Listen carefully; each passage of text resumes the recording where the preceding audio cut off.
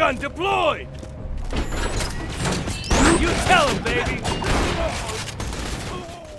Leading up to the launch of Borderlands 2 VR, there was quite a bit of controversy. Hardcore fans of the non-VR game expressed concerns that this new VR version wouldn't include multiplayer, a series staple, aim support, or any of the DLC, making this full-priced $50 release seem like a stripped-down version of the original. And while I, of course, understand those complaints, Borderlands 2 is brand new to me. It's a game I've always wanted to play, but simply never had the time to. But now that it's here on PlayStation VR, I found the time, and a significant amount of time at that. I'm roughly 20 hours in and only took a break to finally start writing this review. And as a person new to Borderlands, it doesn't feel like anything is missing at all.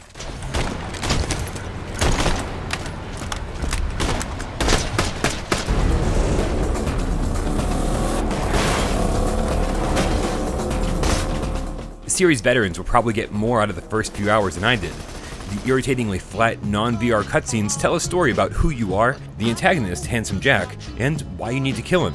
But it isn't until much later, after meeting key characters, doing tons of side missions, leveling up, and basically living in the world of Pandora, that you start caring about the plight of the Vault Hunters. The narrative's admittedly a slow burn at first, that eventually ramps up and once it does, never takes its foot off the gas, which is actually the same feelings I had about the gameplay itself. After a slow start, it's apparent that there are a ton of gameplay systems at work here under the guise of a simple first-person shooter. Weapons, perks, upgrades, skill trees, XP. There's a lot to learn, but once you do, it always seems like you're accomplishing something at all times. So regardless of which character class you choose at the start of the game, you're constantly customizing every little detail to match your own playstyle, which extends to the options as well.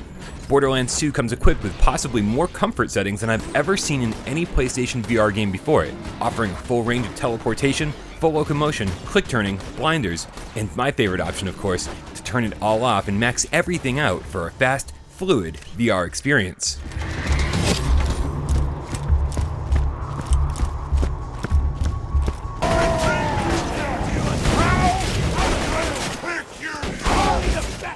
The cel-shaded world of Pandora is a perfect match for VR, with an overall crisp, stylized look.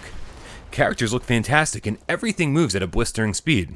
There's some occasional jitter in the headset and textures have a tendency to pop in a little late, but when you're driving by them at 100 miles an hour or using your badass Mega Fun Time ability to slow down time and take out enemies with critical headshots, I dare you to notice. A few other issues aren't so easy to overlook, however. Menus often appear inside the environment, forcing you to back up and try again. The tiny minimap in the top right-hand corner of the screen is so far outside my field of vision that it's often easier just to bring up the full-screen map to see my next waypoint. The same holds true for the HUD, hiding all the way down at the bottom of the screen, also well out of my line of sight. A few customization options including size, screen placement, and opacity would have made these much more useful, although give it a few hours and you will get used to them eventually. And although shooting using the on-screen reticle feels fine, holding down L2 brings up your weapon sights in a small window, which inexplicably runs at about 10 frames per second, making it a feature that often went unused. I have to say though that in the grand scheme of things, these complaints are relatively minor. Borderlands 2 VR does so much right and it's simply so much fun to play, that it's worth getting used to its quirks. You're pissing me off!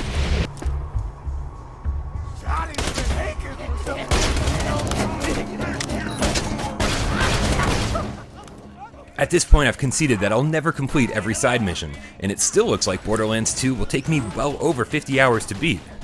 I've been plodding through at my own pace, experimenting with different weapon types, skill trees, badass points, and grenade mods, seeing what works best for me, and playing with that level of customization just never gets old. Borderlands 2's charm didn't hit me immediately, but the more I played it, the better it got, and I can finally see why everyone loves this series so much.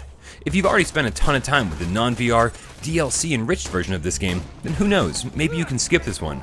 But if you're like me and this is your first visit to Pandora, you owe it to yourself to play Borderlands 2 VR immediately.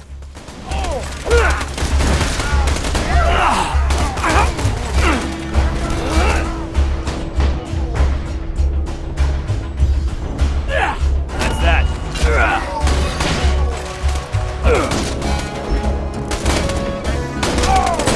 Give me your damn weapon!